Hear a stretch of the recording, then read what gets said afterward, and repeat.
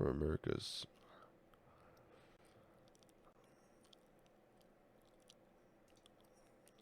What happens after a creator has spent their entire career? What is this? Like, bro, this is actually crazy. The fact that Jack Doherty gets more views on fucking videos called the end of Jack Doherty. He's never coming back. He's gone. And he gets more views on that than he does on his own fucking like regular content. That's bad, bro. Like more people would rather watch your downfall than your fucking.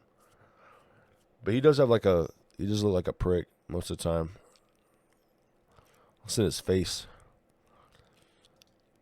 At one point everyone was babies and kids, man. So, you know, he could have been a good man, but he went down the wrong path and. Provoking, harassing, and belittling everyone around them. Do they, 1, eventually learn the error of their ways and become a better person, or 2, lose everything they worked for and crash out in the most traumatic way possible? Unfortunately for Jack Doherty, it was the latter, as his never-ending thirst for notoriety has caused all of the people around him and his main sources of income to completely abandon him. Guys, look. Me and McKinley just broke up.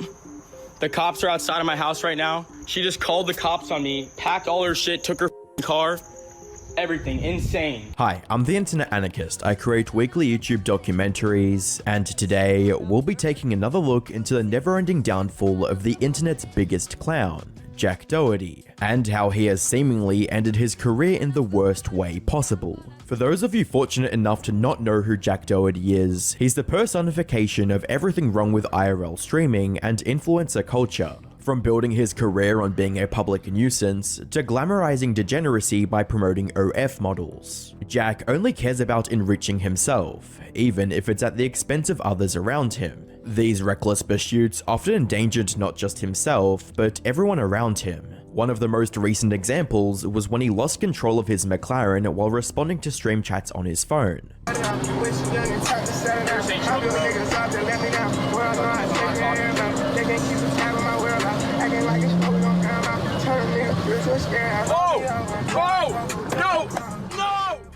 You'd think Jack would at least tone down his wild antics after such a traumatic event, but the publicity around the incident only encouraged him to take on more risky behaviors.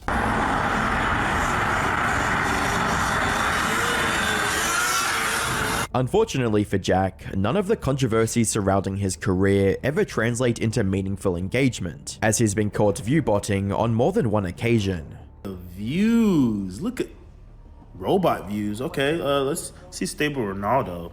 Okay, let's see. Whoa. As you'd imagine, Jack tried to hide the truth by calling his critics broke. I see on Twitter everyone is saying I've been view-botting. I just got married today. I'm sorry that people add views to my stream and there's nothing I can do about it. Big whoop. And then everyone's saying I don't have a lot of chatters in my Twitch thing. It's because I have a deal with party.com.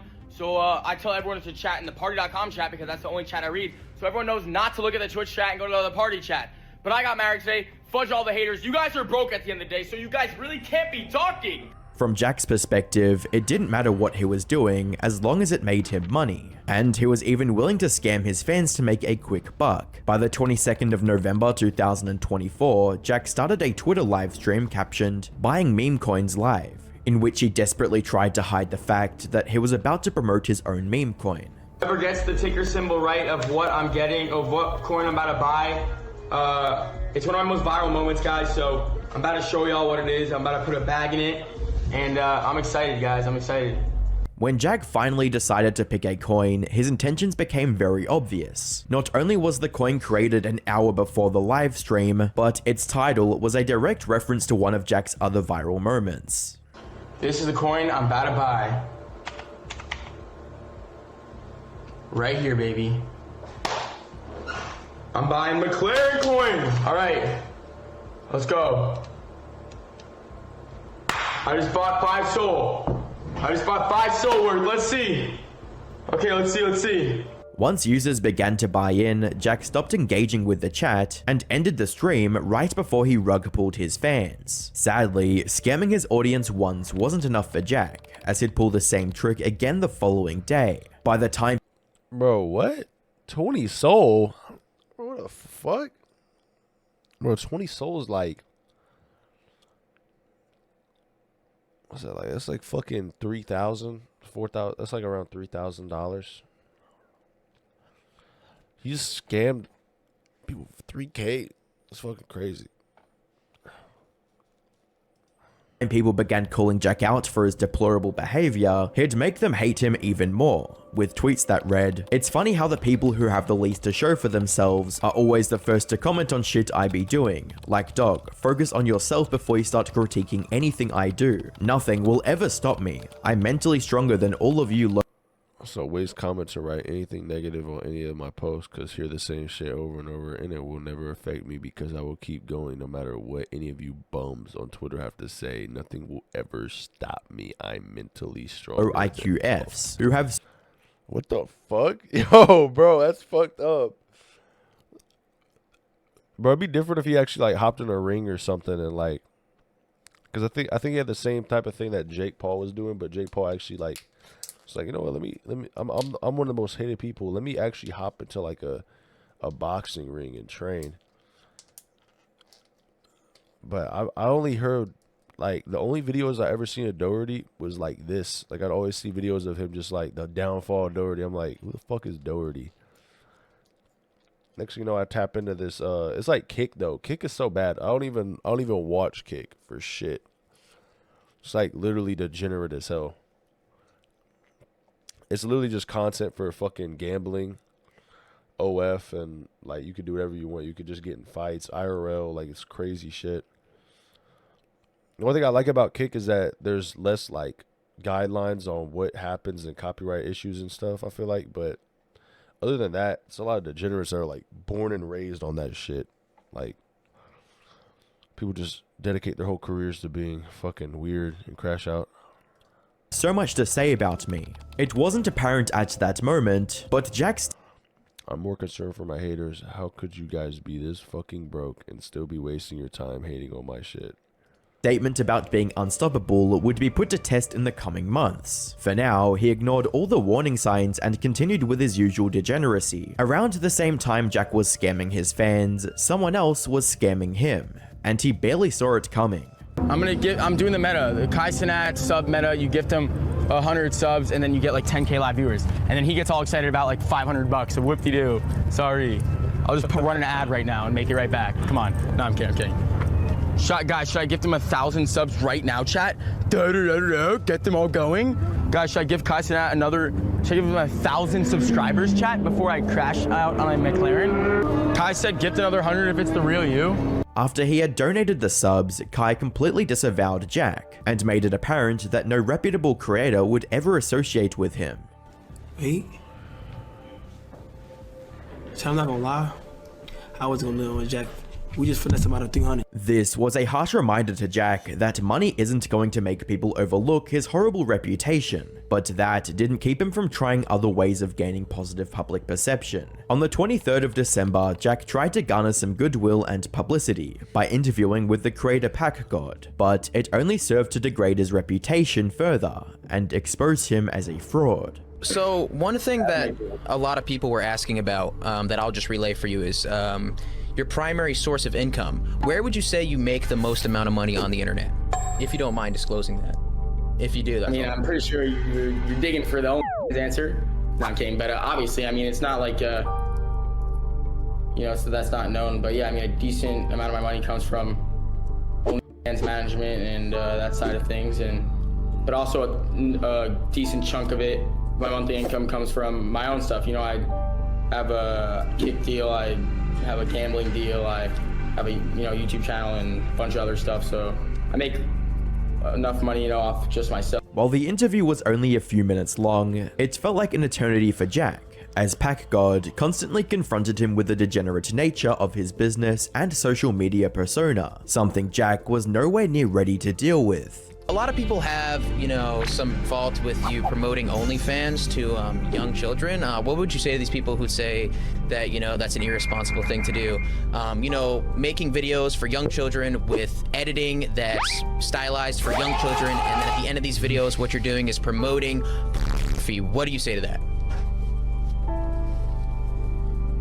Business, dog. What are you gonna do about it? It's just business? I'm kidding. Sorry. No, okay, Jack, come on, man. Come on.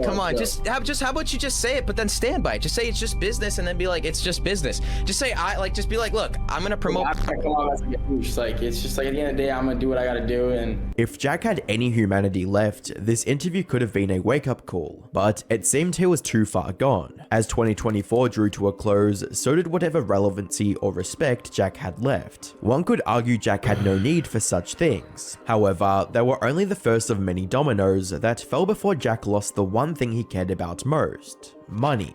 By the start of 2025, Kick would reverse Jack's ban on the platform and give him another chance to be a better streamer. In response to the good news, Jack boasted about how his career was back on track and promised he'd be a different kind of streamer this time. But I'm gonna be good. I'm not gonna be too cocky just for the first week, just because everyone that didn't believe in me, man. But listen, I'm gonna be way more humble moving forward, and I'm never gonna up again. I know I've said it a million times, but trust me, bro. It was an accident. What happened? What got me banned was an accident. Accidents happen, bro. That's why it's called an accident. While there was a small chance Jack had actually changed, it was only a matter of time before he slipped back into his old ways. On the 19th of February 2025, Jack went live streaming with creator Joshua Block, and while everything was normal for the most part, things would take a turn for the worst when a random stream sniper decided to give him a taste of his own medicine. I just have to, bro. Yeah. I think I might. Well, you're getting chips everywhere.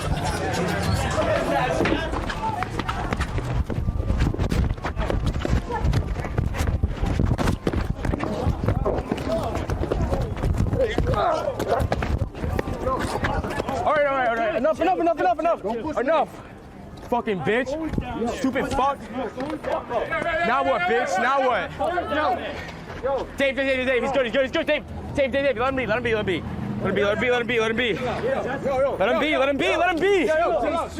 good. Even though Jack wasn't the first one to instigate the confrontation, he took it too far by retaliating like that with his bodyguard, a decision that Kick wasn't going to tolerate, as they immediately banned him for violating terms of service. I think I just got banned on Kick. Oh my god, dog. I just got banned on Kick because yeah, I'm cooked, bro. How is that fair, guys? This is why I don't like Kick, bro. It's like you defended yourself. Jack's impulsive attitude had once again cost him everything, and when he tried to appeal the ban, Kick immediately rejected it, to which Jack responded with the following statement. Fucking disruption? All 200,000 followers are built on your fucking platform. Fuck you and lick my fucking balls, Eddie. Fuck you and all your Australian friends. They all suck dick. I'm sorry, you guys are a bunch of pussies. You're turning into Twitch, and you know what? Twitch is fucking better, because I'm actually live on Twitch right now, because it's not a fucking liberal-ass platform like you guys. I hope you the border as well. After losing his most profitable streaming platform for the final time, Jack returned to his usual reckless stunts, hoping to regain some of his lost viewership, but it didn't turn out how he wanted.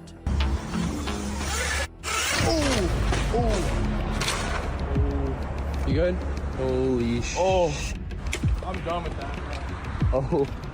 Despite this stunt landing him in the hospital, Jack was completely unwilling to learn his lesson and explore safer or less damaging forms of content creation. Looking back at his career as a whole, the only time Jack has ever shown any consideration or remorse for his actions was when it affected his income. Sadly, Jack would have to be taught that lesson one more time before truly understanding that his actions have consequences. By the 25th of March 2025, Jack woke up to the news that his longtime girlfriend, McKinley, had not just broken up with him, but also called the police to assist her in reclaiming her things. Guys, look. Me and McKinley just broke up. The cops are outside of my house right now. She just called the cops on me, packed all her shit, took her car, everything. Insane, bro. In his panicked state, Jack revealed just how much this breakup would cost him financially. I mean, like yesterday I told you guys we were in a fight. Instead of talking to me, like I thought everything was okay. Instead of talking to me, this bitch has been plotting the past 24 hours. She changed all of her passwords to all of her social media accounts, and I blew the up because she's my fucking girlfriend. Like the and she just took, like, evil, bro. Evil bitch. She just took 500 grand a month from me. Evil, bro. She's been plotting. She used me the past 2 years to fucking... I can't believe it. I'm so mad. This is like... It's ironic how Jack is only just now realizing that money doesn't make people genuinely care about you. And even though it was too late for him to correct that mistake, he still tried to convince her to stay.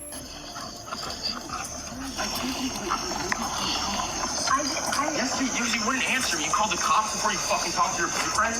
Are you kidding me? Like, how the fuck are you doing that? That's it, bro. That's all I did. I don't know.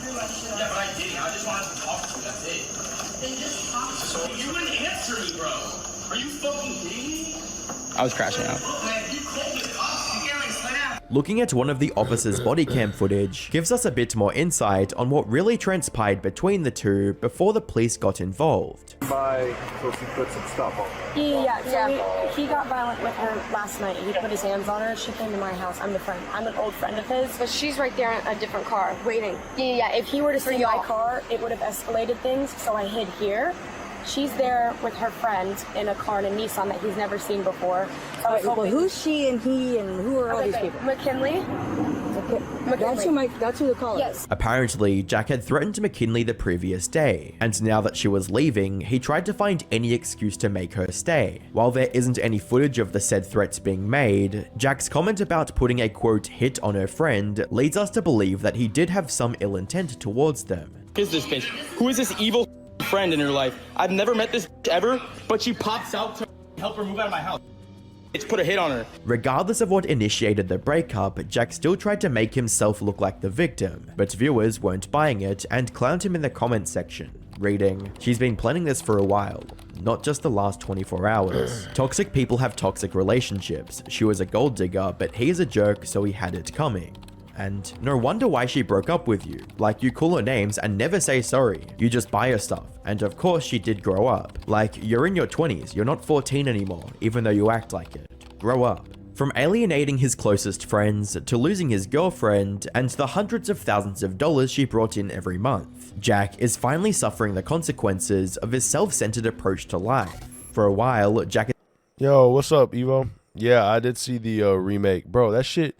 It's so insane when I seen that, because I think we were on live. I was on live and you were there, and I don't know if I caught it or not, but I remember we watched that video, and it was like they're talking about Fallout Shelter, and I was like, oh shit, they're gonna like they're talking about how they might actually like shadow drop it, just boop, just drop